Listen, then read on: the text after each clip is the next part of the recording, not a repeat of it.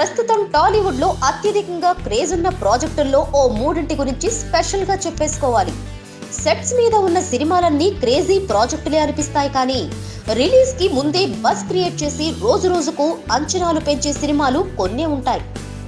Megastar re entry మూవీగా తెరకెక్కుతున్న ఖైదీ number 150, Balayya 100వ సినిమాగా రూపొందుతున్న గౌతమిపుత్ర శాతకర్ణి, రాజమౌళి ప్రతిష్టాత్మకంగా తీస్తున్న Baahubali the conclusion.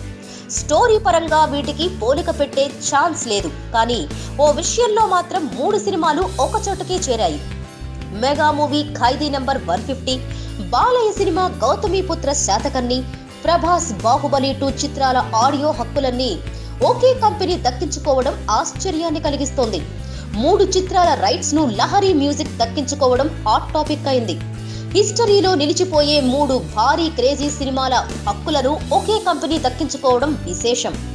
Khaidi number 150కి rock star Devi Sri Prasad సంగీతం అందిస్తుండగా, గౌతమిపుత్ర శాతకర్ణికి మెమరబుల్ మ్యూజిక్ ఇవ్వాలని చిరంతన్ భట్ కష్టపడుతున్నాడు. ఇక బాహుబలి ది కంక్లూజన్ కు the one and only MM Keeravani ఇచ్చే సంగీతం వెన్నెముక అనడంలో సందేహాలు లేవులే. Please subscribe. Hi, it's me Purna. Please subscribe.